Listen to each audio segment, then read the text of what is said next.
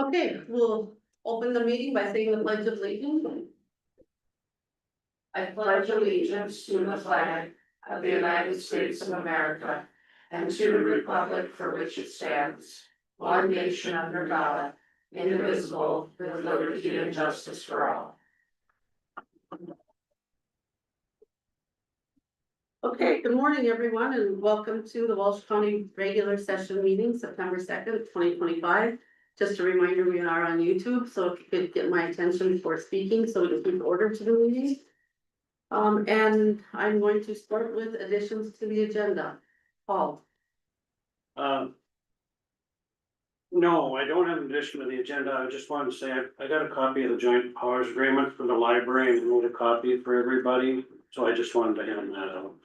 I don't need to add it to the agenda. Okay. Thank you.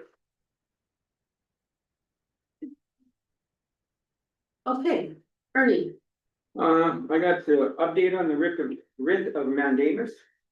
And then also a little, when Jason's up here, I'd like to do one easier if he wants to add anything, some comments on everybody. I don't know if you wanna call it harming our bridges and not owning up to it. Okay. Amy? No. Debbie? Yeah, I'd like to see if we can get our public relations officer involved with responding to the editorials and Grafton River. Okay, okay. No response, Christina. Nothing to add to the agenda, just a note during employee time. Okay, sounds good. And myself, I don't have anything. Okay, next we'll discuss the consent agenda. Everyone was provided a copy of the monthly bills. And the August 19th, 2025 regular meeting minutes. I'll make a motion to approve. I have a motion, do I have a second? Second. Any discussion? Hearing none, all in favor say aye. Aye. All opposed, same sign. All right, motion carried. All right, we'll move on to employee time. Good morning, Kelly. Good morning. Madam Chair, I'm gonna introduce Stuart Askew to you. He is our new Assistant State's Attorney, so. Oh, nice to meet you, Stuart. Welcome. Morning. So now you. Little background? So Stuart, was in Pembina County. He's had the indigent defense contract here. Here for 10 years and in Pembina County as well, right? Yeah, and Cavalier County, so he's been working there. Prior to that, he was state's attorney up in Pembina County, so he has that background and experience in the state's attorney's office, so it'll be nice to have that experience. Okay. And I was the assistant here a long time. Oh, you were, okay. All But I right. remember I that. don't know about that. Now you're aging yourself, Ron. Very much You, so, yes, I was here 25 years ago. You related to the other Askews in Cavalier too? All of them? Mark in the book, okay. Yeah, oh, that's. So. Okay, Well, Welcome. welcome. Thank you. I'm looking forward to it, yes, so. I'll date myself. I played football against Mark. Did you? Yes. Oh, yeah. well, it's good to hear we have the position filled and we're Yep. happy you accepted. Welcome aboard. Thank you. Thank you. Thank you. Thank you, Kelly. Yes, thank you, Thursday. I'll step up. Okay. Okay, and Christina, you had something for employee time? Yep, we filled our deputy auditor position. We hired Jaren Sands for that position. She has a bachelor's degree in communication and she started today. Would you hire? Jaren Jaren? Sands. Great. Yeah, so we're excited to be fully staffed in the auditor treasurer's office. And first time in a long time. Yeah, So what was her job? Assistant deputy auditor? Or- deputy auditor 1.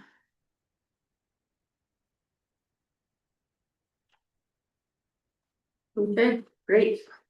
And then you also had mentioned you had hired one person part-time to help. Oh, with yeah, yep, so we hired one part-time staff so far, Kathy is her name, and she helped us clean out all of our empty boxes and, kind of organized the cords we weren't using anymore, got our, all the materials in the vault consolidated, so, we're, breathing more fresh air in that area of the courthouse, so it's been really nice to feel more organized. Good, good.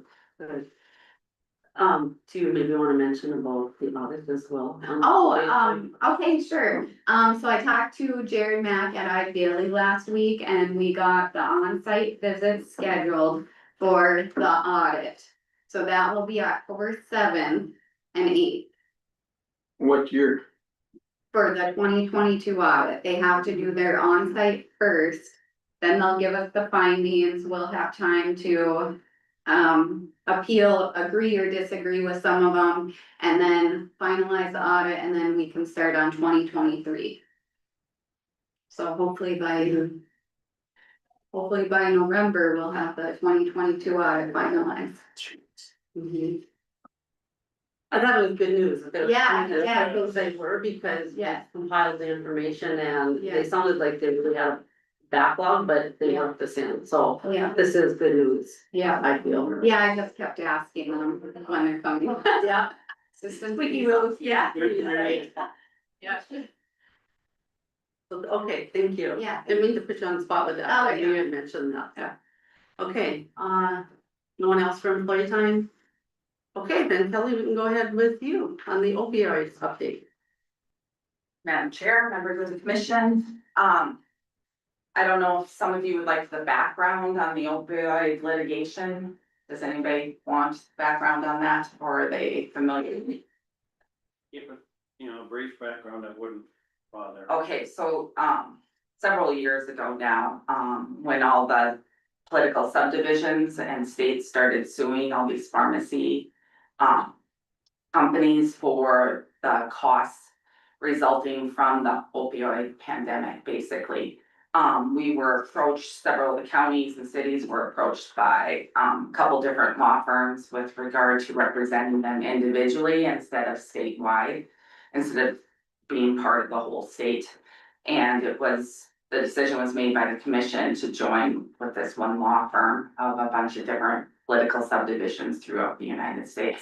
They looked at some of our numbers and that sort of thing, and, so slowly but surely, there's been settlement proposals coming in with regard to, all of these different pharmaceutical companies that have been sued as a result of that pending litigation. So I'm here today because, and typically we, have, just gone along with whatever the attorneys recommend as far as settlement. Our share isn't really a whole lot. I don't even know how much we've gotten so far, to be honest, but, so now we're at the point where they, Purdue Pharmaceutical is one of the major ones, but they declared bankruptcy. So there's a bankruptcy proposal settlement for all the subdivisions, and so that's why I'm here today. We have to, typically we would have to, send them something if we didn't want to engage in the settlement. This one, we have to, send them something to accept the proposed settlement with Purdue. Couple years ago, the state legislature passed a law that said that counties and cities had to either turn over their money that they received and put it in the state settlement fund for use by the state, or we had to transfer that to our public health district and use monies that way, because we weren't able to use them to do what we wanted to do with them. Essentially, we needed to work through the public health district. So that is currently what we're doing, and I believe they're using, I talked to Ellen last week, and I believe they're using those funds to supplement, try to do some of the treatment at the jail. So they have, and then they also passed, there's certain requirements on how you use those funds and that sort of thing, so. So, any questions? Is this the one, when you said years back, with what, Curtis Olafson? Yes, Lauren was still here, okay. yes, that would be the one, yeah. Mr. Olafson Was came, a representative. yeah, he was a representative for that law firm and getting the political subdivisions on board Okay. with that law firm, so. they came and did a presentation to the State's Attorneys Association, I believe, too. Okay, so I'm just here today asking for your permission that we enter the acceptance into the Purdue proposed bankruptcy settlement. That's the recommendation from this law firm. It is the recommendation from this law firm, and it'd be my recommendation too, especially considering that they're in bankruptcies. I'll make a motion to approve. Then, a motion, do I have a second? Second. Any further discussion? Hearing none, I'll take roll. Denny? Yes. Amy? Yes. Paul? Yes. Ernie? Yes. Myself, yes, motion carried. Thank you very much, Kelly. Thank you. Since we're a little ahead of schedule, Kelly, I'm going to jump to, Ernie was going to talk about the writ of mandamus, so since you're here, I'd like him to address that now. I talked to Mr. Bassett on Saturday night and I asked about it, cause I'm getting, I don't know if you guys are, but everybody's calling and wondering what happened. And I said, can we announce it at the meeting and make it public so everybody knows? So there wasn't much in our meeting, anything or whatever, so I guess what I'd like to state is that the first original writ of mandamus, it got denied at the Supreme Court 5-0. And then they, same group did a appeal, I guess. And it didn't take very long, it went back to the Supreme Court and that one got denied 5-0 also. So that's all I wanna do is get the information out there so people know, cause I've had a lot of people calling and whatever happened to it, whatever, you know? So Yes. I checked with Mr. Gossett to make sure I could do it. Cause I didn't wanna get anybody in trouble or whatever, but I said, you know, and he said it's public knowledge, it should be out there. So Right. That's all just wanted to say on it, I guess if anybody has anything to add. I agree. The only thing I would add is that I believe it wasn't an appeal, the actual, they asked for a rehearing. Rehearing. But same, essentially. Yeah, I probably didn't use the right words, but, No, that's okay, Ernie. Okay. All this legal terminology. well, and I told Dan or Mr. Gossett that the other night, I said, you know. You don't wanna say anything until you know you can. You know, and that's what I rephrased for me, I said, no, it's public knowledge, so, Public information, Yeah. yes. Right, thanks, Kelly. very good. Thank you very much. That's it, all right. Have a good meeting. Yeah, and the problem is people wonder why we're proceeding when they don't know that it has actually been denied. So the public does need to know. So thank you for bringing that up, Ernie. Appreciate it. Okay, still a little bit ahead. Do we wanna go on to the PIO response here, Denny? It's fine to me. Okay, yeah, let's do that. Yeah, I don't know, I guess it's just. What is this, the last comment, there's something sinister at play? Why do we have to put up with this stuff? We're getting a one-sided argument in these, or not argument, but response in the editorials. And it's time we have, I think it's time we have a rebuttal against. We've got Chris on board to do this. It's a sad state of affairs when we have to do that, but I don't see what other choice we have. I fully agree. I think that the public needs to hear our side of the story as well, not just the side of the story that's printed in the newspaper in an editorial. Because they're hearing one opinion. So I would fully support Chris Larson, our new PIO officer, to put something together. Amy? My only concern with that is I don't think we all agree on everything when it comes to this issue or what's being discussed, so.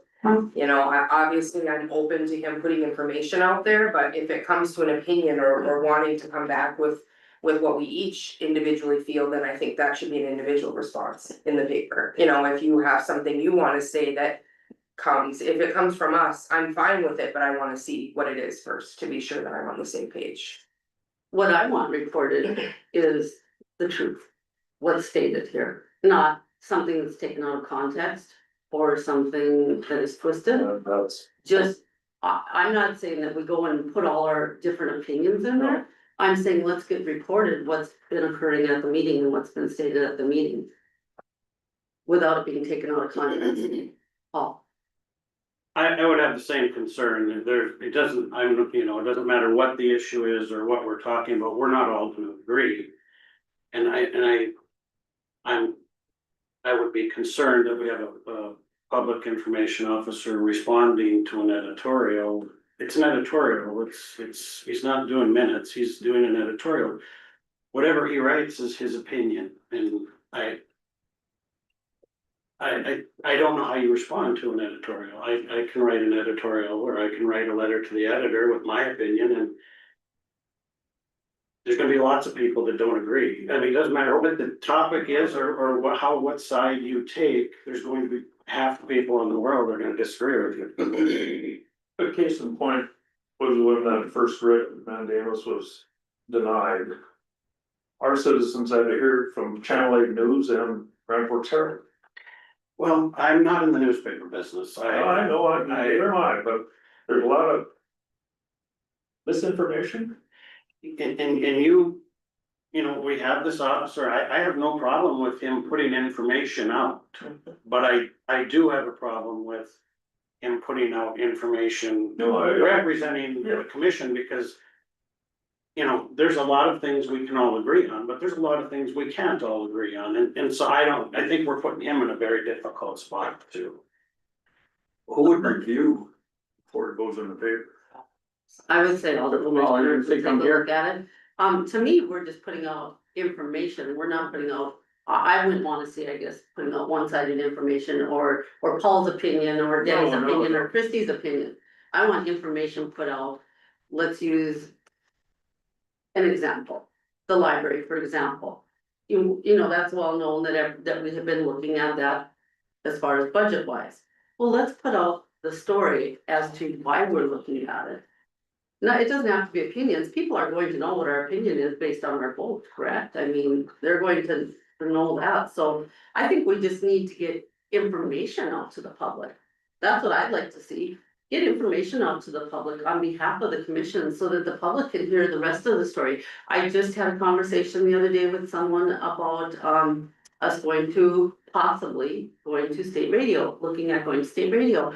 And as I talked through it with them, they said, wow, I never knew that. I never knew that you guys had to take a look at that. I never knew you guys had to take a look at this. And I said, that's because you don't hear it from us. You know, we don't have an editorial. We don't have anything going in the paper that tells the rest of the story. So that's what I'm looking for. Amy. Madam Chair, and I think that's what would be a great thing for Chris to do, would be to get all of the ways people can engage. We're on YouTube, they are recorded, we have more and more people watching. If you wanna talk about coming out of context, they can take whatever they want from watching the meeting. So that would be my proposal, is that we have Chris put out all the ways people can be engaged. They can take what they want from the paper, they can watch the YouTube. I mean, there are a lot of, I think that's the best way for him to be able to inform the public, if we're gonna have him put something out, is how they can become engaged. The comment session, I mean, we haven't had that, but that's out there now, so I do think we need to just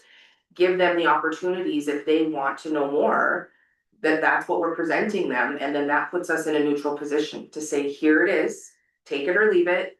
But if you have questions, this is how we recommend that you find out. I do think though, when there's an editorial put out that we feel there's misinformation put out, or that we need to clarify the information, that we should have a right to do that, and we should be able to ask Chris to do that for us. Otherwise, what's the point of having a public information officer? Yep. If we're not going to get the correct information out there. I agree with you, getting more information is good. I totally agree with that, and I like her idea of giving people, the avenues in which they can get good information, but responding to an editorial to me is, I mean, I guess I fundamentally disagree with that. I just don't think it's a good plan. The part that gets me is, this is the county paper. And he's accusing the county commissioners of being sinister. That's not the way it should be. And that's the part that got me. And I had people, what the hell's going on? I guess I don't, he's gonna write what he's gonna write, it doesn't bother me. But we should have, I know, I hear you. I know the truth, I know what's in my heart, I know what I'm here to do, I know. I don't. we know that, but does the public know that? Just makes our hard job that much harder. That much harder. I have to explain this. We're planting a seed of mistrust, to me, they're planting, a seed of mistrust is being planted, and I think it's time that we speak up and start telling our side of the story. And I think we're taking a step in the right direction by having this person on board to put information out. And I think more often than not, we'll all agree with whatever he puts out, but there's going to be times when someone might say, I don't like that, and all of a sudden, then what, you know, if one commissioner doesn't like it, do you not edit, you know, do you not put it out, or? And to me, I think we're going to be putting out information, I just really think Chris is going to be careful not to put out any of our one-sided opinions, that's what I would hope, I don't think he's gonna go out and put, oh, Christie's in favor of this, so I'm gonna talk on this, I think he's really just going to focus on information, he seems very professional. You know, and, And I just would say, I think that's where he would, I think Chris would be very open to step up and say, I'm not comfortable with that, like and I agree with Paul, in response to an editorial, you know, that's again where I go back, if it bothers you what is being written, then I think it's a personal response. Our job is to be transparent at commission meetings, it's what we were voted for. In my opinion, if people don't, there's only so much I can do, I can't make everybody believe me, like, I mean, you go through everything and as leaders, it's harder, you know, you're gonna have the people that speak up are often the ones that don't agree with what you're doing. If we respond to every single one of those, that becomes, you struggle, you know, being a leader, you kind of have to stay above and just know that I know what I'm doing is right, like Paul said. And that's all I have. If we engage in every single thing, it's gonna bring us, we're not gonna be as efficient and it's gonna be much harder to keep up, but that's just my opinion. I think of the budget, I mean, we get bashed that we got too many mills and we're overtaxing the taxpayers and everything else. And I think you've all heard it already, as soon as we start making cuts. If it affects somebody, all of a sudden you get the phone calls, well, how are we supposed to cut the budget? And not affect anybody, we might affect the highway department or the police department, we might affect JDA or the library. If we're gonna make cuts, it's a hard choice and it's our choice, and I don't like doing it either.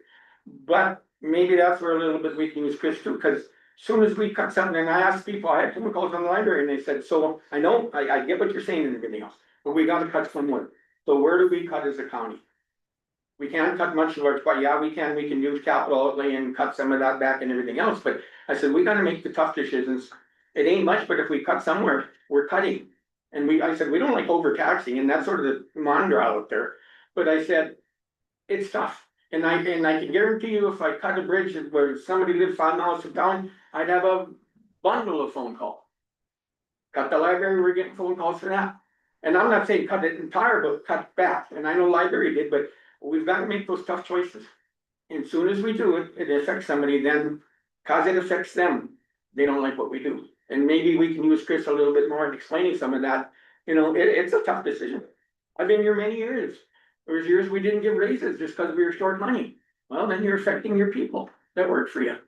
So, yeah, it's not fun, and I guess if Chris could be a little more open, put something in the paper why we're doing it or explain it, or, you know, and nobody knows the choices or the decisions we have to make. Do we cut a road to do something else? I had a lady one time called and chewed me out. The bridge had a plank loose. And she said, I don't remember, it was $86 for taxes, and I told her, I says, I get where you're coming, and I said, well, I'll get it fixed, I said, thanks for calling, but I said, ma'am, that $86 doesn't even come close to paying for that plane. Oh, you're kidding me. But she was a taxpayer, she had a right to complain, and I took it, but I says, somehow if we can get more of that out there and inform the people, what's it gonna cost to fix the Ulster Bridge again? What's it gonna cost to fix the other bridge that nobody fessed up to? That's all money we don't plan on spending it, but all of a sudden now between the two of them, we're probably looking at $120,000. We didn't plan that. So- According to the paper, we're squirreling it away. Well, I always say one bridge goes down, then it's a big one, and you got $3 million out of that thing, and I know. you yeah. better have something in savings. Okay, so I'm kind of hearing that we are in favor of having Chris do something else then, but we would all review it Yep. first. Denny, do you wanna contact him then and ask Sure, him to, okay, All right, I don't think we need a motion on this. There's nobody listening. Right, I hope so. If not, you can pull it up on YouTube later. So, okay, we need to keep moving here, so up next we have Stacy Stephanie with project updates. Good morning, Stacy. Good morning. For letting me listen in on the unglamorous side of being a county commissioner.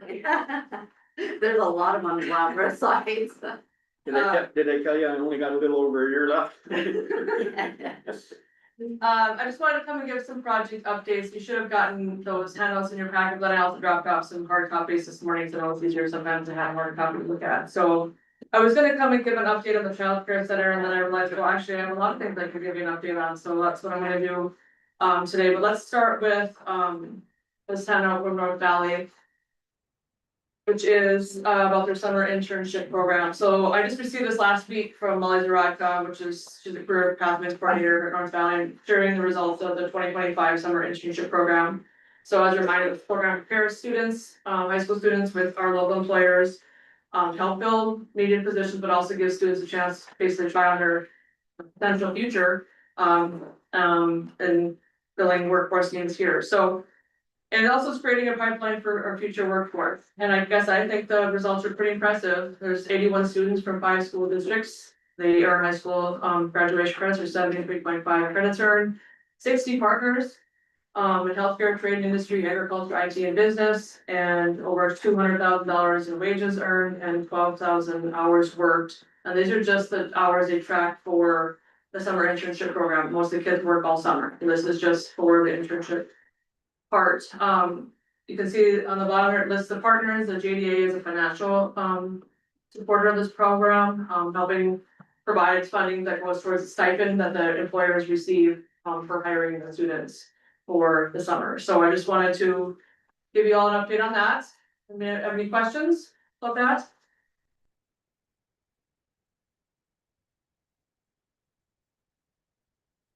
That almost a great program. That almost comes to $16.40 an hour, that ain't too bad. They make good wages. I can tell you, I have 2 sons who went through it and we were like, wow, that's for high school students, they make good money. So.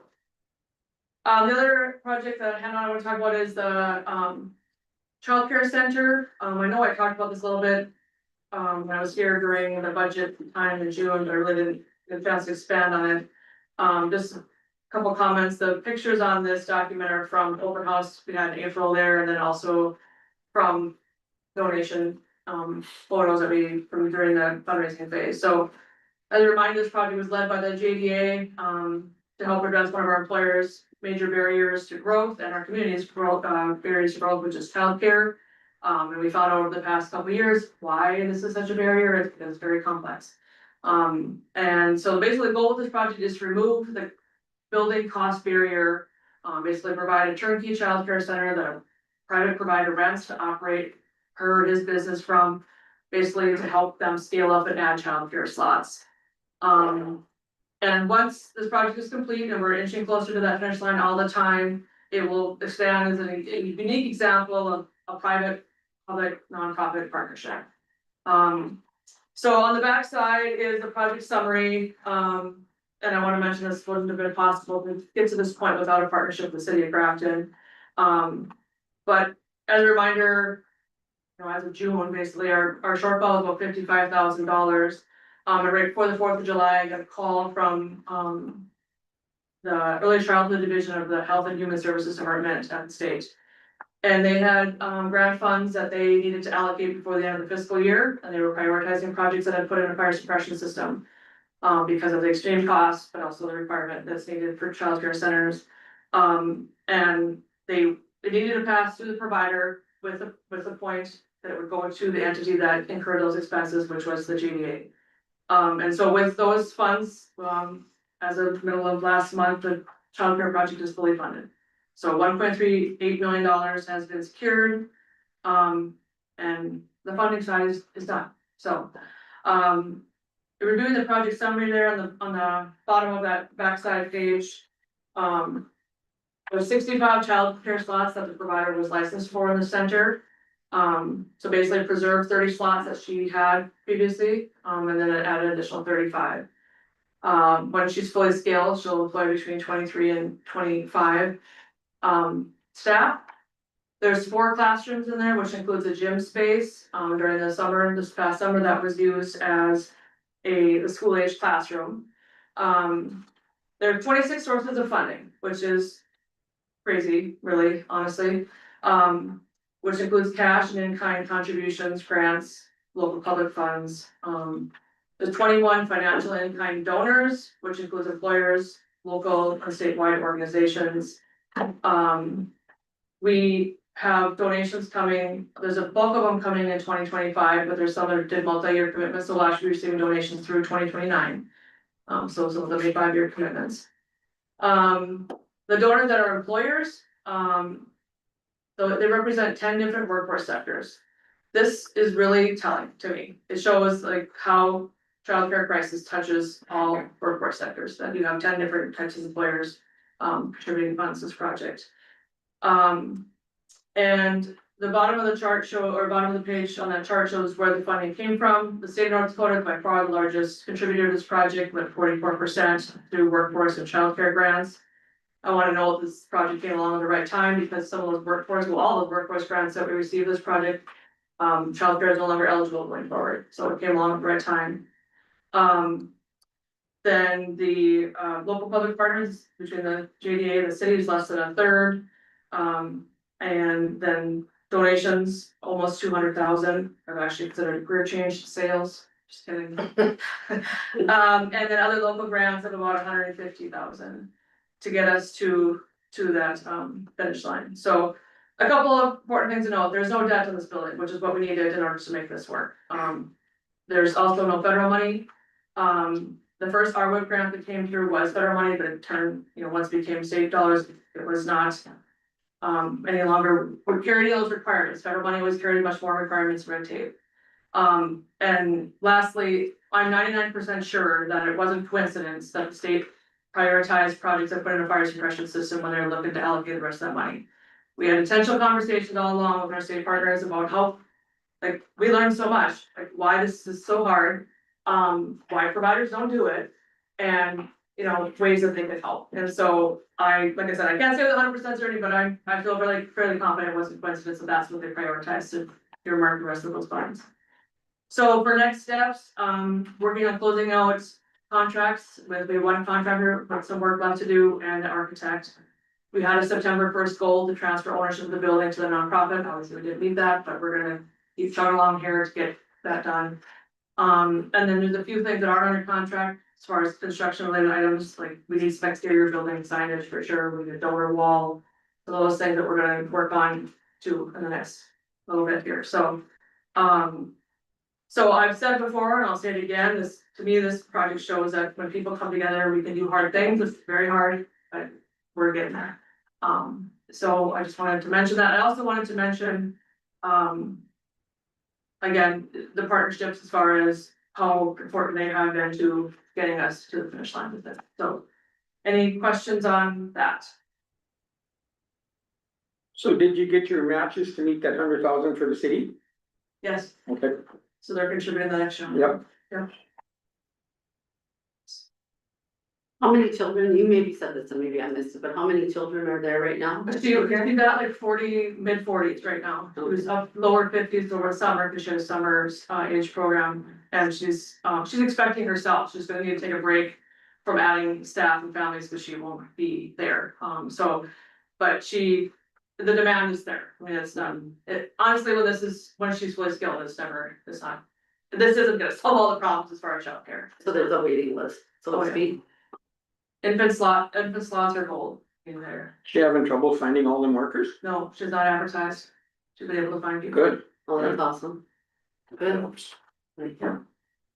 Good, well, nice job. Thanks. Couple other things I wanted to mention, so I was coming anyways, talking about housing, if you've driven through Park River lately, the North Star Edition. There's 2 homes going in, through the Sparkfield program, those are under construction right now. And then that's obviously to the Choto, the River Choto, this is a sister organization to the regional council. So I'm assisting Lisa as I can with the Walsh County application, so Park Rivers is under construction, Minto has money, we're working on figuring out where those homes are going. Helping Hoople with a HIF application, housing incentive fund is the state money that we're leveraging for this program, for these builds, and Grafton. So there's a lot of building potentially going on or happening very soon. Lisa also helped, the Mennonite community secure some HIF funding for the Silver Maiden cottages that you see being built across the road from their church. And so we're still trucking along with that and helping as it can. So there are other Walsh County cities that you know have lots to donate and are interested in potentially some housing. Tell them to get in contact with me. And we will see about helping them through that. So basically, all they have to do, the city just has to donate the lot. It's a donate the lot and then do a property tax exemption, once their homes are built. And then they have to help also advertise to sell the homes as well. Property tax exemption for how long? I think it's 5 years. 5 years, okay. Yeah. Oh, that's wonderful. Yeah. So, you know, when this project started in Lakota, and there were a lot of Walsh County communities that raised their hand. And if we know housing has been a major issue for a long time. So this program, we also want to continue to show the state like there's demand for TIF money, because the TIF money has to be in place for it to work. And so we want to continue to show, hey, we have people who want and need to build homes. We have childcare and housing shortage, so. Ernie, Are the new apartments up and ready running or? In Grafton here, They closed? October, they're supposed to start, being able to lease the first. And then I think it's November, the second building will be available.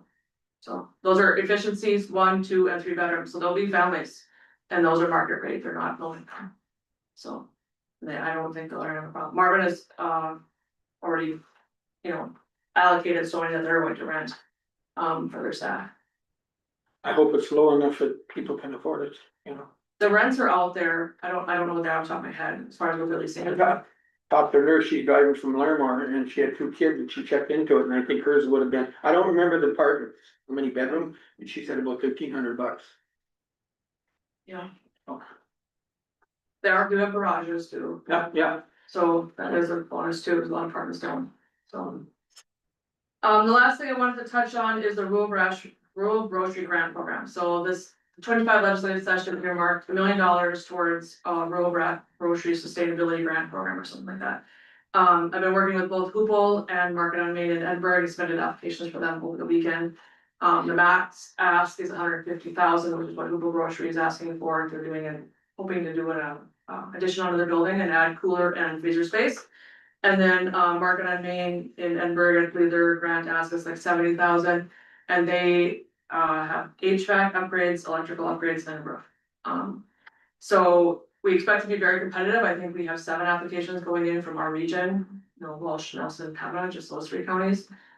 Which also shows the tremendous need that grocers have. They operate at such a slim profit margin that the program is designed to continue the sustainability. I mean, and truthfully, Market on Main is an independent business, but the building is owned by the city, just to help keep that grocery store going. So I put those in over the weekend. The apps are due tomorrow. We're supposed to find out later this month. So hopefully, fingers crossed that results in some funding for those as well. And then I just want to put a plug in for the regional council. I'm regional council staff, and all of these things that we're doing is in partnership with the regional council, and it wouldn't be possible without it. Lisa is the housing expert. She's leading that. I'm helping her. Even the grocery grants, being able to leverage people who have expertise in finding this data has been tremendous. So I put a plug in for that too. So any questions? We did a tour in Fordville at the Wells for what they have going on for groceries, and a lot of things in bigger cities now is pickup orders, you go to Target, and that's literally what's happening in Fordville with their cooler system for groceries and egg. It's phenomenal, so the work that they're doing is providing access in places that you can't get, and it's benefiting a small business in Park River with gyms, providing the groceries. And so I commend what you're doing, because these small towns to stay viable, they need all these little things that take money, time, resources, and people can't do them on their own. It's just out of their own pocket. So it's a great move. I'm glad you brought that up, actually, it's kind of interesting, that's the rural access distribution, is Park River, Edinburgh and Google, basically a pioneer organization that started that food cooperative, and it was actually touted as something to apply for that grocery grant, and I'm like, well, they're already doing this.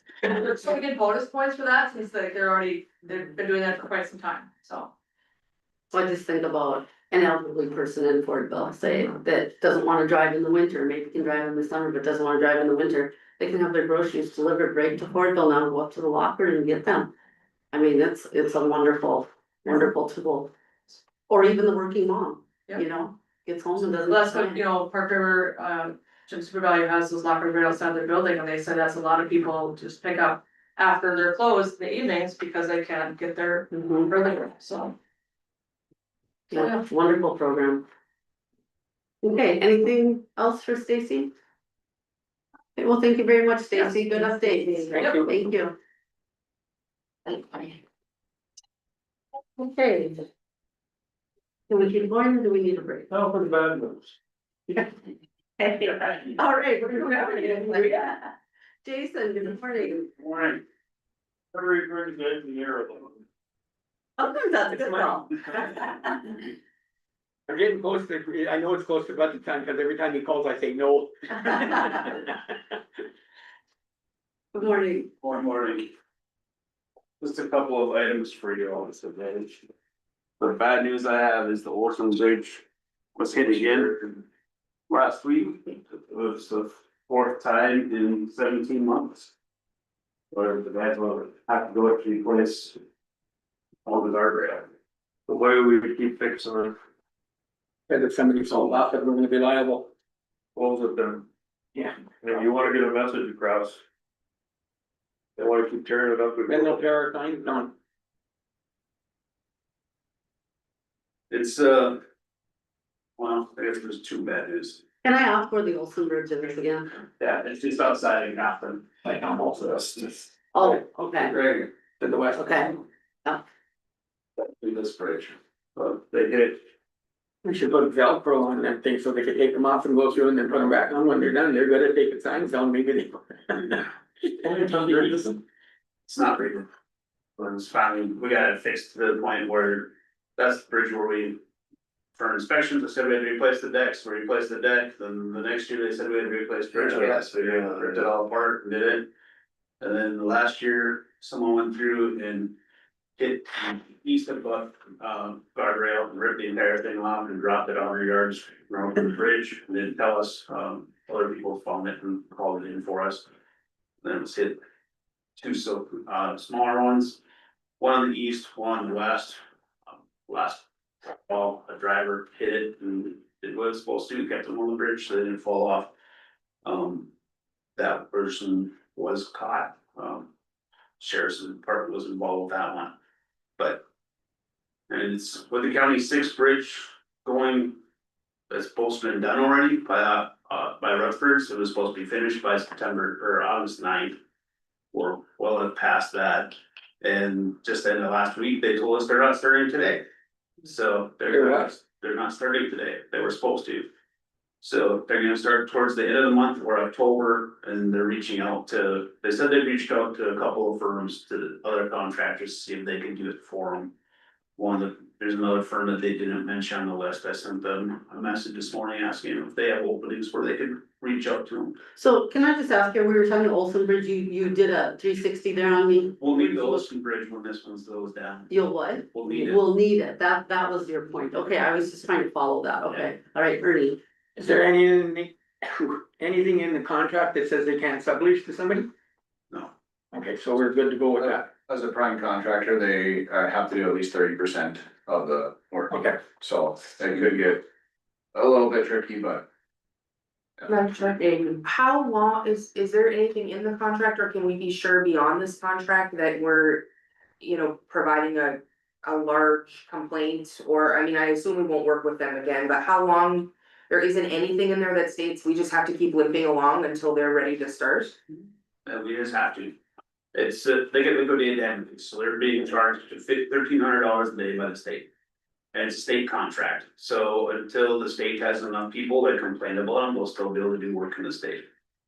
So we're gonna complain heavy about them, correct? we've been complaining since July. Was there a contractor? Yeah, Right, but then they'll declare bankruptcy and now we'll even get recouped what I mean, these daily charges. They're a big enough company that. What is it? Apparently it doesn't hurt too much. no, So that's that one, but they wanna make sure they're busy, so they take everything and all of a sudden they can't do it. So let's go back to this Olson Bridge. Yeah. 4th time it's been damaged. in 17 months, yep. We're assuming, we don't know who's damaging it except for that one person that got caught. Yeah. What can we do about it?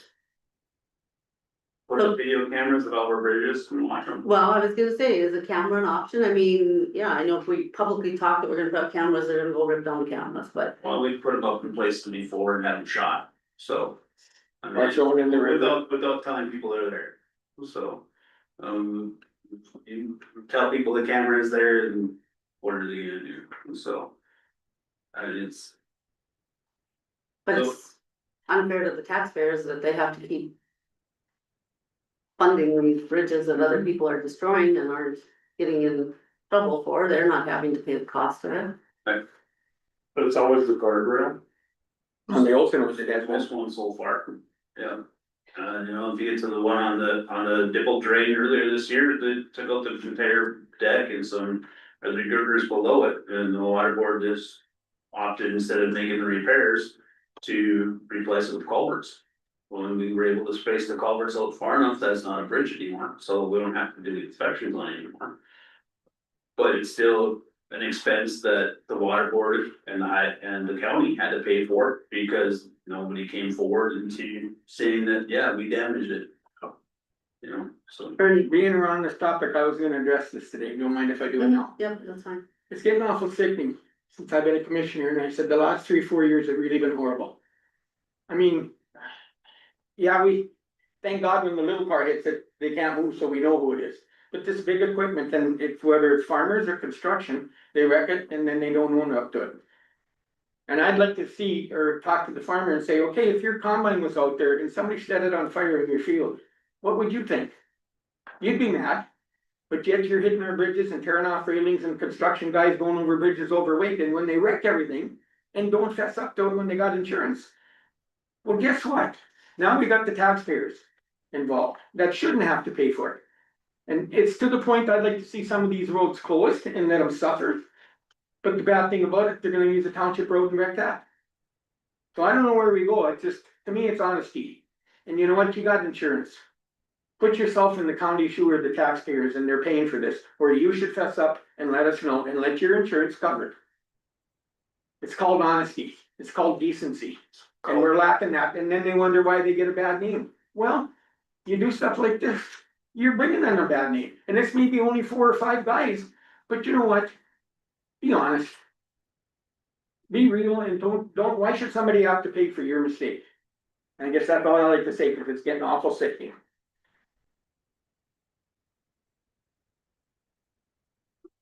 Yep, it is. So, So do we fix it? yeah.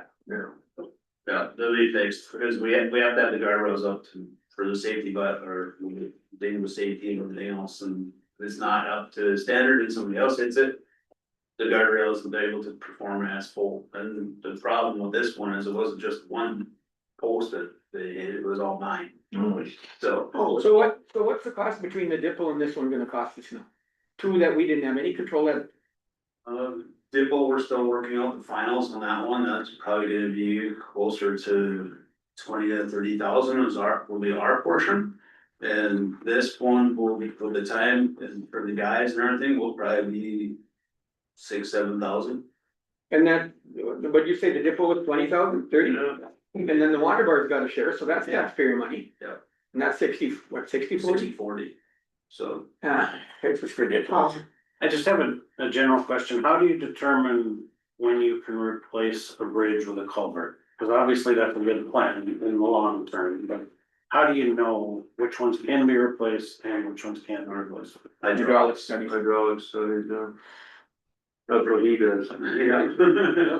We call Wade and say, and let's, with the ones we're looking at, that's pretty much Wade and I are Learning the same standards of whatever we can make go away, we try, so. And the nice thing about culverts, we don't have to have them expected like bridges and pay that money and everything, so whenever we can, we're trying to put culverts in it. And if we move to a box culvert, we can get rid of guardrails, which helps us, but then we still have to inspect them, but it's a 4-year basis instead of every 2. So we don't have as much of a fee and cost associated with them. Madam Chair, the Olson Bridge, though, the grade it's a fairly steep, isn't it? I mean, the culvert's wouldn't be an option. There's quite a bit of flow through Yeah, there, too much water there. yeah, I'm not sure if you'd be able to get it big enough. Yeah, it's a narrow channel, with quite a bit of flow through there, seen it quite a few times going over the banks that are upstream there, so. And I don't even know if box culverts would be able to, you look at monster box culverts. There's an overflow area, like we found on some of them in home. You probably have a lot of maintenance with them too, with the flow going through there. So my question is why do the guardrails on that bridge keep getting destroyed 4 times? But we've got guardrails on other bridges that haven't been destroyed. What, are they narrower? Is that bridge narrower? Is it people with bigger equipment over there? Part of it. So they're, There's bigger equipment that's just, they're inching through it, they don't hit it right. They're not gonna have the space to get through their bigger equipment with so it. they don't wanna take like their header off the combine or what? Headers of the combine should be able to go over. Yeah, top. Go over the top. So what do you think it is that's taking it off?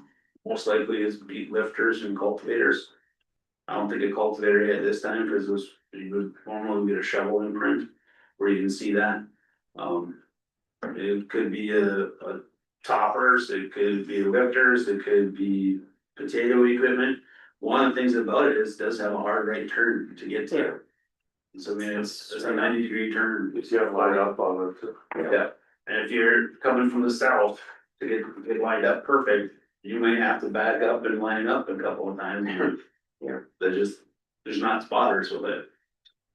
It makes you wonder, you wouldn't have somebody, if it's a wrecking equipment every time like they're wrecking our bridge, you wouldn't have somebody standing there guiding them and telling them, whoa, you know, go back and try it again. The township has took it upon themselves, they widened it as much as they can Okay. to make it better, Mhm. but it's the extent of what we can do. Okay.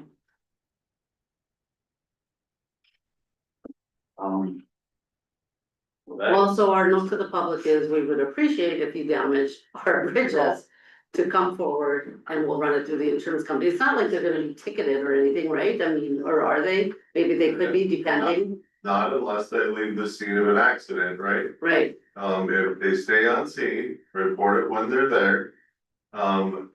Most likely they're not gonna get a citation for that. We'll have to do an accident report, but Right, but just call it in when it happens, Oh. wait, somebody will come out. And we'll, it's all about personal responsibility. right, we understand accidents happen, it's Right. just that you shouldn't walk away from them. Is there a program out there that's GPS or drones that we could go back and look at the history and pinpoint? And look at that bridge on that date? Where you wanna buy a drone, Ernie? No, but you start adding up these expenses, you start adding these expenses up and everything else, look what it's costing us. And if we could go back after them and get their thing, cause I can, on my program for hail, I could go back to a quarter line and see if it's hailed, see if it's how much rained and everything else. You know, how would you prove it? I mean, how would you prove who did it? Well, maybe you can get a side picture of the name on the truck or the tractor or whoever, I don't know, but. It is pretty crazy what they can do, I Yeah, don't know, you betcha. they. With crop insurance, you can't cheat much, right, because they can, if they want to, they can check. I had a farmer stutter the other day, he thought he should have more hail damage, and I told him, I showed him the report, and I said, look, there ain't much hail here, I said, I'm sorry. I said, I gotta have documentation, Yeah. I don't know, it'd be a great tool if we could get one. Maybe ask Ed what he's got, what capability he's got with the.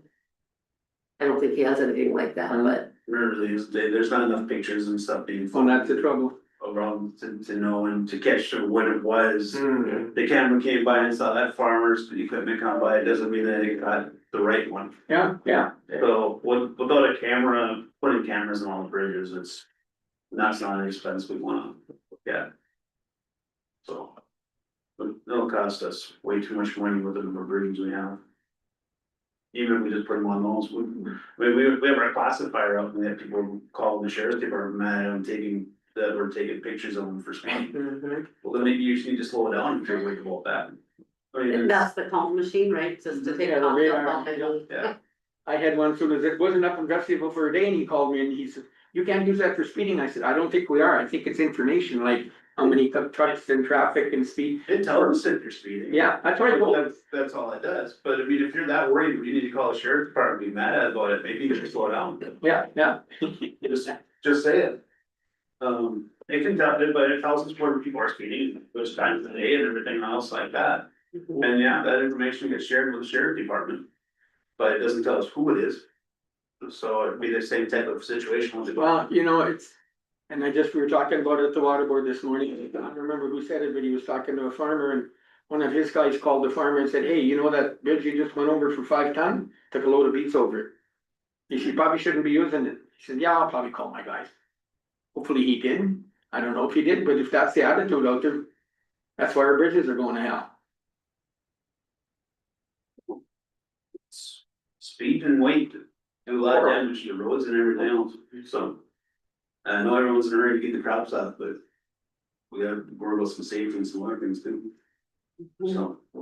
But. Well, so that's that one, any more questions on that? Should go back to the plan. Let's go back to the plan meeting, Alright. gave us our values. Yeah, I got 2 permits today, I don't know if it's a drainage permit for Casey Duche to go through, clean culverts, go culvert, bottom culvert, bottom culvert. I don't know issues with it, that. The other one is the utility permit from Nodak Electric on County 7, they would like to bury an overhead line that's, got issues with them, they would end up boring the river. I spoke with them about that, told them that they may need to make sure we take a little bit wider if they can, so if we ever have to replace that bridge, they don't have to remove their lines and it's not in our way and they don't have to do it twice, so, they're in full agreement with that, they don't want to do it twice either, so. I have no issues with that one. Make a motion, we approve both permits. Motion got a second. I'll second. Okay, any further discussion? Hearing none, I'll take roll. Amy? Yes. Danny? Yes. Bernie? Yes. Paul? Yes. Myself, yes, motion carried. Thank you. The last thing I had for you is West London. We have to submit some projects for that here pretty soon and what we talked, what I wanted to bring you guys to see which way you want to prioritize them. We had some rough estimates on things on a high level and I brought Wade in to discuss it a little bit more. Cause ALJ's been helping us out with it, doing studies in different portions of it, so I'll just kind of turn it over to Wade. So yeah, essentially, I mean, we can submit all of these if we want, but they do ask for like a priority as you're submitting them. And then we'll also have to determine what percentage of the local share you wanna put in for them. Obviously, the higher local share you put in, the higher they score, but knowing that, you know, being reasonable with it too. So we have four different projects here that Jason and I had kind of preliminarily talked about. The first one at the top there is the County Road 11 structures. These are 2 minor structures that are on County Road 11 between 32 and 18. One of them has was it 6 or 8 ton posting? 7 ton posting, so that kind of limits that capacity of that gravel road. With the thought being that if we can get that one unrestricted, and then there's one more that's not posted, but it's aged and probably should be looked at least. That one is, it would be 2 miles east of County Road 12, North Park River. And the first one is about 1.5 miles to the west. So if those 2 were replaced, it would be an unrestricted corridor from Highway 32 to Highway 18 on County Road 11. That is kind of hitting a sweet spot of what they're looking for with the flex fund stuff, is to have some corridor connections and stretch, you know. So the one bridge is there, you know, would be here, And it's on what road? County 11, so I'm gonna get the TV to show it today. I'm gonna top my computer's one. That's one of them we're looking at. And I just, like Wade said, this is a sweet spot with their corridors and being unrestricted. Maybe we could take some with that, maybe we have an option to do some more restrictions on County One when we have the big frost boils on it, or at least give them an option to go off something where they're not gonna damage their equipment. Or right now they can, 7's an option with a loader truck, so. Or County 11's on option with a loader truck right now for them, so this would give them an option for a different road. And hopefully do less damage on their equipment and our road. That frost boil still would give them a. Along we haven't yet. Well, that was kind of what we had looked at for that very first one and kind of why, just I'm trying to check as many boxes as we can with those applications. The next one down would be the paving of 12B. Basically so we've done a couple recent ones, the Grand Forks, the South County line and North line of Trail County, they did one last year. Then came in just under about $1 million a mile. And so I just, for application estimate, we're just going with $1 million a mile. That would include beefing up the gravel to make sure you have a good section below it so the asphalt doesn't bust up right away. And then a pretty significant section of pavement for that first lift. So that's what we roughly have for that one to go from the north end of the pavement that's already there. All the way to roughly where the pavement starts in Park River. North end of the pavement, okay, Yeah, like the pavement that, there's like 2 miles that are paved. Right north of Portville. what was that? Right by Smith's there. Right, yeah, yeah, So starting there and going up, it's about 11.3 or 11.4 miles. She's trying to hold her smile back. I know I am, doesn't mean it's approved, but we're one step closer, right? So. I can't remember all these, is this all flex fund money and we don't have to, or is there a match? We match requests on these to help us get into it. You don't have We don't to have to. match, but Okay, you're, it will help your scoring. Obviously, the higher you match, the more, skin in the game. skin in the game. We've pretty much done that on quite a few projects, haven't we? A match? On these last ones we did. We did 20% on the last ones. I can't remember all the matches and whatever this one. Oh, I'm just wondering, how many dollars do we have to match with in a year? Depends on, something like this depends on, we have some of the money from the Prairie Dog Fund here, because we didn't have enough to do an overlay project this year. Or that's one price we're putting on here, so we would have some of that money available. So we could do something that way, but when we go that way, we also don't have that money to do a bridge if something happens that way or something else, or take on some of these other projects that don't get taken care of. So there's an option there, but it's a lot of option. I mean, at 20% of 11 million is a good chunk. So if we were to try and put that much, we wouldn't have to put that much in. One of the other things too is that the state has said they're looking more for gravel and bridge and minor structures and those things. And that if you are looking at taking asphalt and turning it back to gravel, that'll be ranked higher. Cause I know that counties are having issues maintaining what they have. So, I think we would fall under that category, wouldn't we? yes.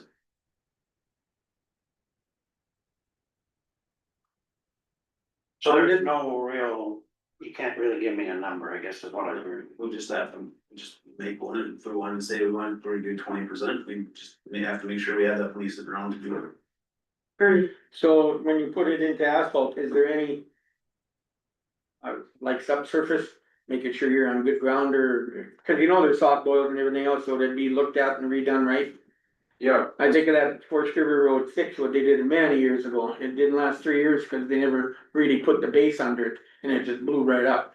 So, Well, this whole thing was rebuilt 3 years. yeah, but there's still soft spots and stuff there, but.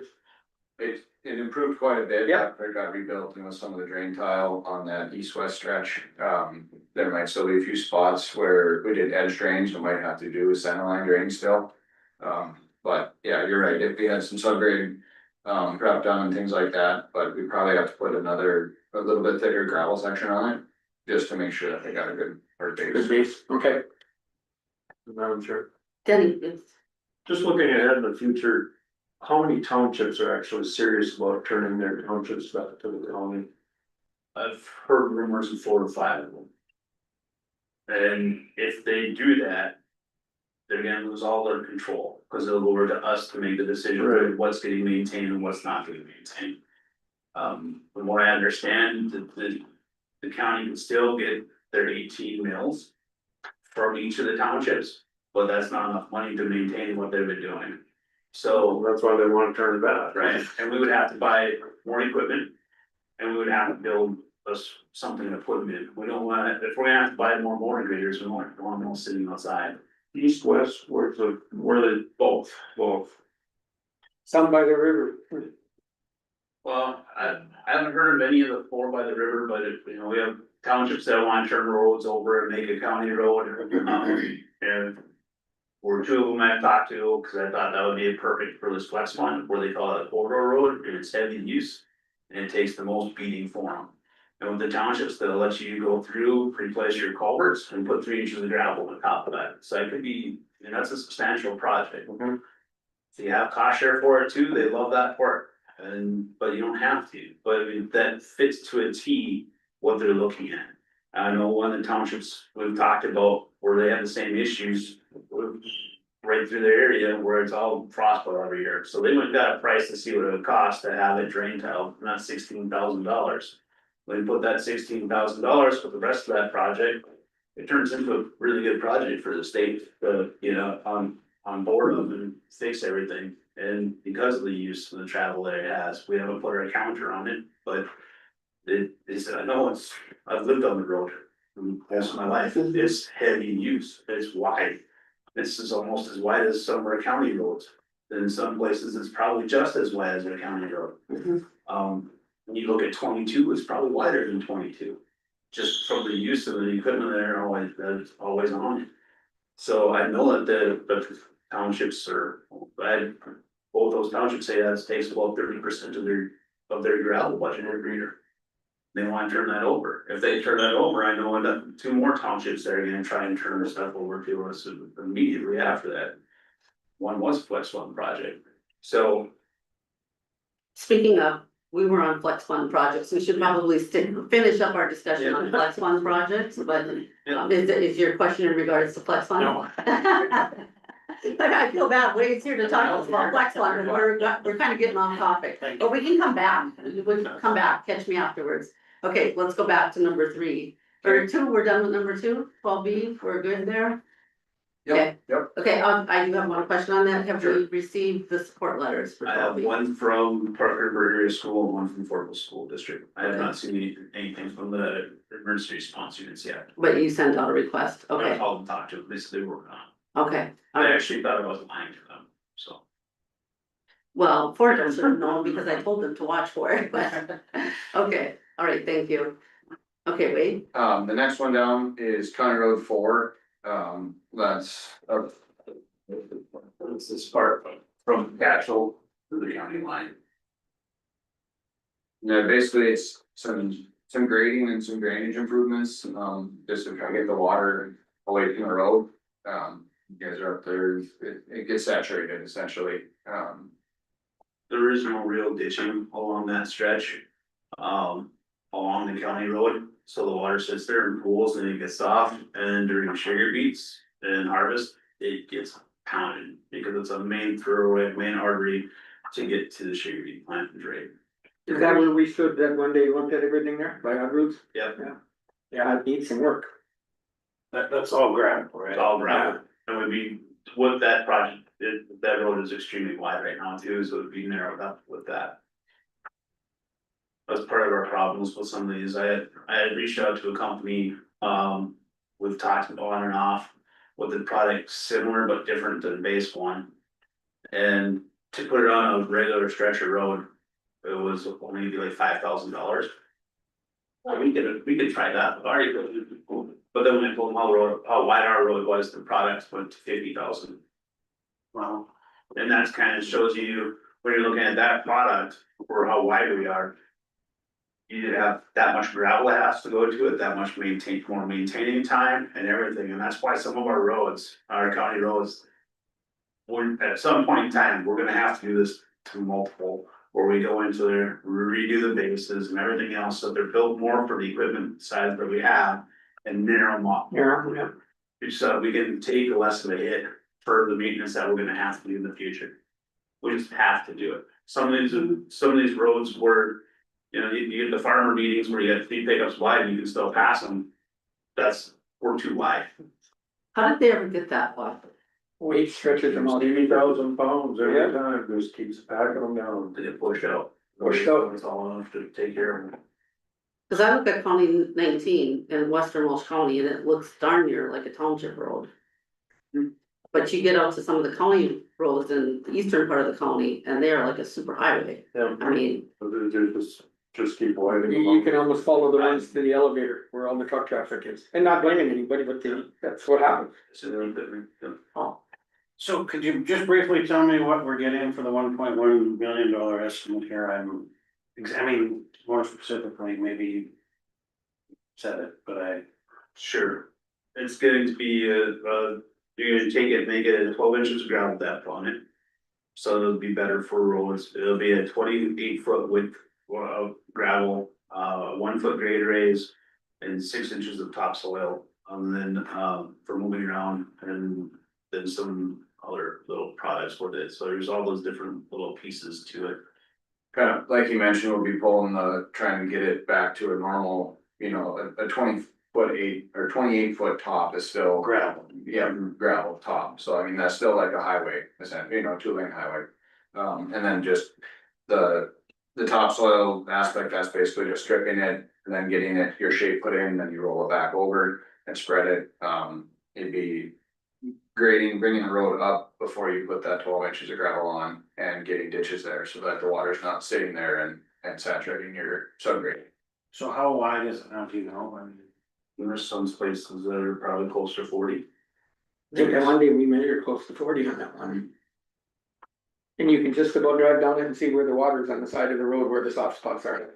And that's part of the problems too, is where you start to get your frost boiling and it starts driving around, I'm gonna push that shoulder out and they get it out. It's a rough area, it's a rough Yeah. road. But we have a grade coming in up there from Pembina County someplace too. There's, On that, it's off to the east. East, what yeah, do you say, was 1 mile east. right in the Cashel? Yeah, Yeah. a mile east. So it'd be easy to get the water away and down. No. okay, so that's number 3, how about 4? Number 4 is County Road 9 from Edinburgh over to, County 16. And then doing County 16 down to Highway 17. Do this stretch here. That's the project that we were hoping to do this last year, but the flex fund wasn't enough to cover it. So this is for chip and seal or what? Mill overlay. Mill overlay. And so the County Road 9 stretch, you know, there's some narrow sections through there. Basically, the west half is pretty narrow. So if we get too tall of an overlay on it, we might have to do some sliver lining as well. So that brings the cost up a little bit. And we did some testing with Ron on County 16 to get a better idea of what pavement section we need. We don't have those results back yet, so I had to make some assumptions for this estimate. But that one has had a more recent overlay, I think it was 13 or 14. So like, it's not need as big of a section as number 9, so that's why I pulled the cost down quite a bit per mile. And how much per mile on this? So for County 9, it was about 440. And County 16, 250.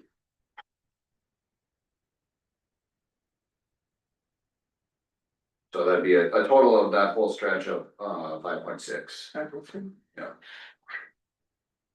They looked at County Road 15 from 32 west. Yeah, it's not great. That's our next, It's on, that's on our list. yeah, Yep. I was just on it the other day and it's cracking up, and that one's really bad, 12A North of Pisic is really bad. Those are the ones we're gonna have to try and work our way through to get these mill overlay projects into them. Okay, so you named the 4 projects. how you guys believe they should be prioritized? Is that what you're looking for, or We just put them on. or you just? I didn't have a priority. Or you didn't have a No. priority? Then you're just telling me support projects and you want us to prioritize? You were talking more about wanting to be more involved, so let's, you want, from what I heard from our last meetings, you want. Set priorities, so. That's what we're here for, is to bring these forward, that we're gonna put in for flex fund to see which priority range you want. Yeah, we might, even if we put them in a certain order, the state might say, well, we can't fund this one, but we can fund this one. You might get your second priority over your first, Mhm. but when we send them in, they do look at what your priority is. Okay, well, I'll let you know right now, my first priority is 12B. It is connecting two schools. And we have young kids driving on that road all the time, and as I've said 100 times before, I wanna be proactive and not reactive before we have a death on that road, so. That would be my number one priority, and now I'll let everyone else speak. Madam Chair, Yes, my only concern with that is 20% is $2.3 million. If that's gonna be our cost, so I mean, I guess I 100% agree, but I also, this is another place where if it's a line item or if it's whatever, you know, is there something that it may not be able to be done this year? But is it something we can build on, or, you know, because I'm assuming since you brought it to us, you think there's going to be a way to do it. I don't know. I'm bringing it to you because I've been told by commissioners that you want me to bring it to you, maybe, more than anything. I think if people were to slow down on the road, that it would help. But that's all our roads, it's not just this one. Just last week, we had a complaint about a section of county road that the blade had just been on Monday. 2 days later, I went out there and it had been traveled so hard and so heavy, it looked like a 2-track trail had been down it. And they were talking about how horribly rough it was. Well, I drove that road 55 mile an hour and I only found one small spot where they were saying the entire stretch was that way. I'm not saying it's not that way, because I'm not in a loader truck, I'm in a pickup. But at the same point in time, in 3 days, it shouldn't look like a 2-track trail. We gotta slow down on these different things, you know, Dickie County has it so that their trucks are 35 mile an hour posted. But when you get to Nelson County, doesn't look like it's a 2-track trail either. Does that concern hit people where they know they're gonna be 20 mile an hour, 30 mile an hour over, where they're slowing down? I think so, but our gravel roads aren't posted at all, you know, we're not posted at 45, we have some of our pavement that's posted at 45, Mhm. but we're not posted. The trouble with more speed than the gravel's in the ditch and more, it just. And the heavier weights and the higher speeds does more damage, it's proven over and over. Paul, This is the first time I've been through this process, so I really got a learning curve. One concern I have about not 12B, and you bring up a good point about safety, I've gotta give you that.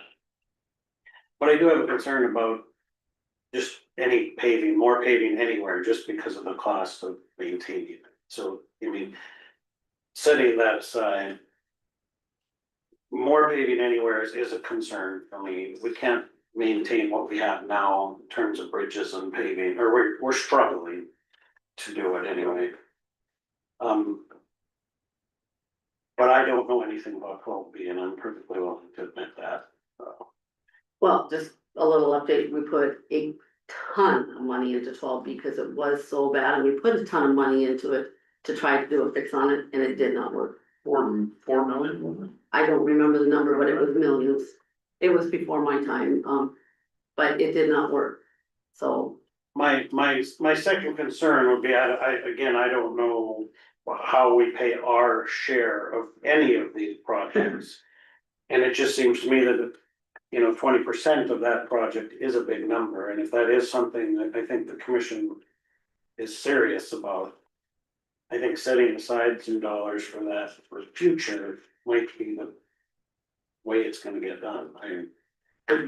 I don't know, but 2.3 million is a big number. I don't know where we're at with dollars. You don't have, you're not required to put in 22, if that's something that we want, this isn't number one priority, but say we can only do 10%. I mean, they don't. obviously it doesn't score as well, but if it can check some of the other boxes, it doesn't mean you won't be able to. So, Safety, yeah. Christina, So our balance in the prairie dog fund is 4.6 million. With another expected payment this coming year of 1.3. So. There is funds to cover the 20%, but like Wade said, you could do 10%. I mean, could you submit for the same project twice? Could you submit it at 10% and 20%? that, I guess I'm not sure on, probably not. I know that they do, at least on the last round, if you know, you give an estimate what you think it's gonna come in at, and you commit your 20%, so there's a dollar value that you're committing to it. And if it comes in higher, you're not required to go at that 20%. When you submit it, you're submitting a dollar amount that you are willing to match, and that doesn't go up. So it just helps with trying to budget it a little bit. The DOT will cover the cost if it comes in 10% over it, they will cover that extra cost. When's this, when do we have to have it in? 19th of September is when. Of September? Yeah. So my question to you, when's our next bridge inspection? That's what scares me. All of a sudden, we're gonna use prairie dog and we got a bridge that we gotta replace for something else, and you know what those inspections are like, we can't count on them. But if we got one coming, I'd like to hold off until we get another inspection and see if we got a surprise. We have bridge inspections this month and next month. They're still coming. So should we got one more meeting, huh? For the 19th? Yeah. I don't know, it just scares me. Yeah, I know, And I'm not against any of these projects, but all of a sudden, like I said, we got a nice Katie and a slush fund, but you take on one bridge in this county, everything goes. Especially a major one. And I'd rather have something in my pocket to back it up. I go back to the years when the federal funding and it was available, and remember when California couldn't spend it and we had money sitting here? We got 2 or 3 bridges fixed because we had money. That was wise. So and I'm not against the project 50, but these bridges, the way they're going, and you know harvest is coming. How many more surprises are we gonna have? well, even if we use 2 million, we still have 2.6 million left, Plus the 1. plus the one But I'm- coming in, so. I'm scared of more like Paul pavement and upkeep. It's just, yeah, Well, if that's the case, then this is a moot point. well, Madam Chair, I mean, and remembering what a bridge is, 1 million, that's 4 bridges, 5. That even with this year's money that we really have, that's not a lot for how many we have, I mean, it's that. Do you have an estimate of how much we spent in a full calendar year, like maybe 24 of prairie dog, you know, is there an amount that we're, Well, in 24, we spent it all, which is how much? was 4 points. yeah, 4.2, I thought. Yeah, 4.2, it was, we did a mill and overlay off of Edinburgh with that money, and we also had enough to do County 12 North 9, so that's how we did that portion. With this, the other thing with this is with taking all the prairie dog and moving it towards these things and then holding it in case we do have a bridge. That's also gonna have us for, we might be able to do a chip seal project or something else and try and get something some more longevity with it as well. And those projects are going anywhere from $500,000 to $750,000 for us too. So there's other aspects. Well, we've already been notified that what we lose 3.2 million on a prairie dog? Took a big cut out of prairie dog, yeah. Yeah, we did, 4.2 the year before, now we're on the 1 point, so that money is a guarantee. that hurt, Right. that hurt. I But guess, they put it into the flex fund, right, is what well, they're right, telling us. but yeah, we've gotta apply for it. And now we gotta be accepted for it, that's Well, I'm gonna tell you, we would not be able to do 12B without the flex fund. No, We know that, right? So if we were awarded the project through the flex fund, to me, that would be a great thing. I'd also like to remind everyone, and this is what I've been told by people that live along that road. 7 deaths. There have been 7 deaths on that road. I've heard the same thing. I cannot not push for paving 12B and doing something to improve it, knowing that there have been 7 deaths along that road. And I've had parents reach out to me that said, my child could be one of the next ones. It's one of the parents that contacts me all the time about 12B. And she said, my child could be one of the next deaths on this road. We also had a recorded speed of over 100 miles an hour there, though, didn't we? But, you know, that's anywhere, Denny, we can't stop I know, that, you know, I've got grandkids that are gonna be driving that road. Exactly. But exactly, we have a and lot of maintenance to get done other places. we do, but it connects two schools that are active and. Paul, I was just gonna say, Jason, I'd like, sometime when you're going out there, I'd like to go with you. Sure, we can set us up with that. Madam Chair, I would be more with, at this point, you know, if we said 10% on that, just to go in with it to be able to give us a starting, you know, because if we were awarded it, that might be a little easier for us to proceed forward with to make it happen. And if it wasn't, like you said, we have our foot in the door, so, you know, maybe it's 2 years that it takes, but I think then if we start, it's instead of not at all, it gives us something that we could request. Well, if we get denied because it's gonna be asphalt for the state, like you said, they're wanting to go back to gravel roads. Then we can just hammer our representatives and see what the flex fund is doing to us. We wanna go pavement and we're not getting any money because it's pavement. And you're setting we know what we need, but you're telling us we can't have it. well, I think we need to justify our case in there that Yeah. we did try the gravel and we did try this other product, whatever it was, that cost us millions of dollars. We haven't tried it all. We're kind of at our last resort here. So, And, you know, I think they expect the notifications on which projects are selected in December. And so you guys have to accept the project, so you're worried of bridges coming up, if the next cycle has 3 bridges that are out and that you have to shift money somewhere. You can just say, we can't do it, we could have, but these things came up and Oh, so we just not accept it. You know, that money would go to a different project, but you can, you know, you guys do have to sign, you know, we accept it, we'll do our match, so. So Madam Chair, if we do 20% on everything, 10% on 12B, we're 2.6 million. I mean, in terms of what you look at for cost share from that perspective, so you know, maybe we do 20, but I'm just saying if for all 4 of these, are you looking for like 1, 2, 3, 4 from us or more so? Yeah. So I mean, like you said, a match percentage would be good, and then a 1, 2, 3, 4. I don't want Christie crying, I'll rate the tar by the number 1. but I would like to keep it at 20% because I think we're lowering our chances substantially if we drop it down to 10. And we keep our others at 20, that just bumps those up. Yeah. I'll tell you like other taxpayers, you can't have everything. But they did say we can say we don't accept it, if we find out that we get accepted. And we have some major bridge work that needs to be done and we don't have enough money, we can always deny it, right? That puts us at 3.9 million then. Which, Depletes the. that leaves us with 2 million, you know, left in the prairie dogs, so. It's, like we said, at least as long as it doesn't bind us where we have to. Well, at least if something major happens, we can back out, I feel better. Like you said, if something happens and a bridge goes and we back out, then we back out, but, you know. I guess after I heard that, at first I was going along with 10 too, but then when I heard that we could back out if we find out we have some major bridge work to be done, then I think we should. Give it the best shot we have, keep it at 20. Paul, So at this point, we're just putting the idea forward to the state scene, But they'll do. and then. If they would happen to accept it, then we can. Try and get our local match in order.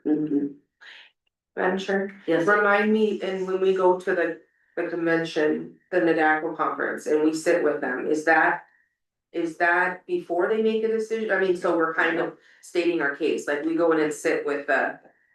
Yeah, well. And talk about some of these as far as. and they, from what I understand, they have a committee made up of people throughout the state, like Aaron Burst was on the committee. There's different people throughout the state, I don't know if it's the same, but that's what I was told, is that it's a selection committee. And that's where I was told it's very, very, very important to have lots of support letters for a project that you think is going to be difficult to get through. So I would also like to see support letters from some of the people that live along the road. And that can tell us some of this old history. you know, what's happened. But we specifically meet with Department of Transportation as commissioners at that meeting. Yeah. Correct, yeah. We have a time call and we go sit with them and pretty much state our case on these, so. And they have people on that, obviously, that community. We don't talk about this very much of what's coming, but we talk about what's happening. Yeah. Projects we have going Right. on, not so much the ones we put in for, cause some of them won't even know. I mean, they will, by the time we get to that, they're gonna be very early in the stages of going through anything. So- Doesn't mean you can't plug them though, Christie. Right, absolutely. I've been doing that for the last 3 years. So 5 years. I don't know what everybody else thinks, but I looked at mine and I rated them. So starting from the top, I got that number 11 is 3. I got the county 12B paving is 1, county road 4 is 2, and the bottom one is 4. Cause I think county 4 is just as important as paving that other one. And the other two, to me, 3 and 4, you can mix and turn out. That's the way I grade them right now then. I would agree with that. I guess the number 4, if we don't do something with that pretty soon, it's Yeah. gonna really Yeah, deteriorate. and that's what I said, 3 and 4 to me could be switched either way they want, but 1 and 2 I think are the priorities. They're already pavement that we need to Yeah. maintain. Yep. Well, let's flip it then, let's go 4 on the top and 3 at the bottom then. I agree. And our ranking really has no effect on the state. They're gonna No, build a project yeah. that they want. Yeah. They might take it, throw the pavement out and say, okay, now your number 2 is number 1. They just wanna kinda have a feel when you're submitting them on which one, just kind of what your priorities are on all the different projects. If you guys go, if you go with him to look at 12B, go on Friday, Jerry's gonna have dumplings and flankin. You want 12, we usually want to see on 15, and see how bad that is. What time the hell? Yeah, we'll go for a tour. Yeah, but west on 15 is. It's gonna be bad. I mean, it's holding up, but it's cracked up, Yeah, as the saying is if you drive 12A to P-Zig, I Yeah, mean, it's, you can tell when they're out there doing the crack sealing and they're getting miles done a day compared to. You know, quarter of a mile, half a feet a day around the crack sealing they're doing. yeah. Looks like a jigsaw puzzle. Yeah. So when and they're doing it. On 18 where they scrape the road. That's the milling. Yeah, okay, so now in Minnesota, one guy said they actually have a machine where they can do it all at once, right? They're not even hauling it, there must be some big heaters or something. Yeah. So there's something like that available now. Yep. Yeah. Wow.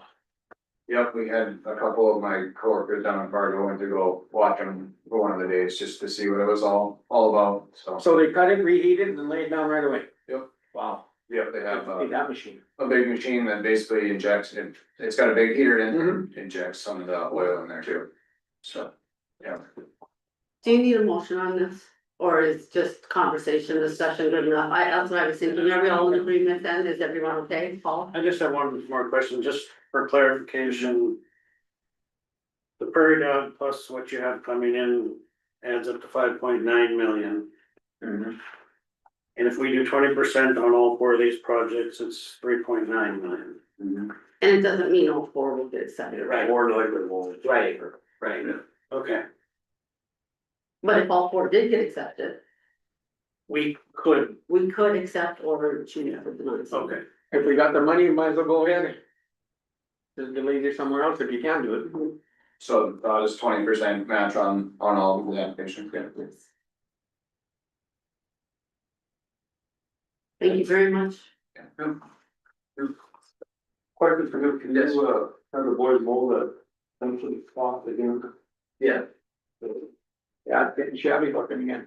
yeah, I'll have them do that, the new tractors are here, so. They're not for doing ditches for roadsides here too, When do you start mowing ditches? in the next 2 weeks. 2 weeks? I gotta put it on the paper this week, Bolton, all that stuff, so. It's Oh. about time for us to start. You had something when I stopped you when we were in the middle of flex funds and you had a question you were gonna ask. You said it didn't apply to flex you funds. expect me to remember? Yeah. Well, I remembered to ask you again, so. It didn't have anything to do with that. Okay. Because we were off, that's okay. Are you sure? Yeah. Okay, You forgot, there. Madam Chair, is the extension project gonna be part of general mowing now, or what's the ultimate plan there? I mean, so is it, they just keep up with it? I'll talk to Denny Cole again, he was the one that was originally going to farm it, but his problem is accessing that plot without taking out some of those trees. The only way you can access it is drive across that bike trail, that's gonna bust that. So what would be the harm of taking some trees out? Well, I don't, well, it would be, I mean, but there's another expense that we're gonna have to incur. well, but it's gonna be expensive mowing it the highway, and I'm sure it's in-house, but. And then if we don't, we're gonna get yelled at because it's weedy. I talked to them and see if we could tear some trees out and let them farm it. Can I just throw this out there? I mean, it's probably way too big for this, but what about a community garden? Or, I thought about that too. yeah, I thought, there might be people that wanna, community gardens have gotten to be a big thing for people and. What I about don't the know. extension? I mean, how, this is But I'm just right thinking up your through road, Katie, she yeah. has that little one right in front of the Mhm. building, so this would give a potential opportunity. So who's gonna monitor that and rent it, and then when the people have a good idea in April planting a garden in September, the weeds are this high. You go to that one in Grand Forks and it looks horrible at times, we're gonna have a weed problem again. I get it, I Yeah. have community problems, but you gotta have people that are respectful and do their job and finish it. I was just wondering if it Yeah. would be something that Katie would be interested in heading up I possibly. gotta run by her and see. Yeah, Steve, With the option. We got all winter to deal with it. I mean, even wildflowers have gotten to be a big thing. I know, sometimes when we go, well, we went up to that Cooperstown area and you go out to these different places and you have these big sections of wildflowers and then people can just go cut them and. I know it's a little out there, right? But that has started to take off, so. Well, that was their intention originally, to a pollinator. Up to, but, yeah, Right, but I hear it, Yeah. but, yeah, I'll talk to Katie and then I'll probably talk to Mr. Cole about farming it if we can take those trees out. mhm. Sounds good. Plant alfalfa and bid it out. Hmm? Plant alfalfa and bid it out. Well, they're having trouble getting alfalfa put up by the ball diner down there, really, I don't know what happened there, but. The good news, the two bridges that are being built, they're moving along pretty quickly, hopefully in the next 2 or 3 weeks, we'll have 2 deck pours. And just a little cleanup work on them and Great. we're done this fall. It doesn't mean it'll be open. Cleanup work has to get done. Yeah, that is inspected before you can equipment. Johnson's will be calling me right the day the machine we pulled out. They know. Our last one got inspected fairly quickly though, if I remember right, the one by Fort Bill and, I think we called him a month before, didn't we? Yeah. yeah. Yeah, once we get days where the deck boards are coming away, it's been really proactive on saying you need to get your inspectors here. Yeah. Good. We just wait for that date to be set. Yeah. You know, I guess we're looking at our roads and everything else, I just wish. I don't know how we warn people, but try to be safe, there's a lot of harvest and trucks going on and everything else. Respect that big truck with the load on it. He can't stop as quick as you can with your car, so. So I hope people think safety when during harvest coming. With that aspect, I've seen a couple of grain trucks come pulling up and right in front of people too. Yeah, They're not stopped, they're not using the yield sign, they're not slowing down, they're just pulling. Everyone's gotta slow down, if we keep it at this rate, we're gonna have a bad. Including the gravel trucks on 32. Oh, And they're horrible, that's so bad. there's a lot of them. Well, now that Knife River took over Strata, it has just picked up the pace out there, something fierce, And they're going every direction. yeah. It's crazy. Yep, be safe, so, okay, anything else for Jason or Wade? Okay, we're good, thank you very much, gentlemen. Okay, next on the list, on the agenda, we have public comment period, I'm assuming no one. I did not receive any requests for public comment. Okay, all right, do we have anything else, Amy? I would just say that would be something I think Chris should include. I mean, I know we don't want, but Mhm. again, if No, we're no, I letting the think it public should be- know. Absolutely, That's something that's new and changed, and that would be a good thing for him to. let's get it out there. I've always said for people to come and talk to us if you got something, we never get a lot of them coming. Old Oscar Hefta. Come in or they can submit, you know, that's the other thing, so. Alright. Yeah, be here. Yeah, just get that information. All right, any other unfinished, other business? If not, meeting adjourned. Seriously, you better talk to him and go look at that road on Friday, then you can have your dumpster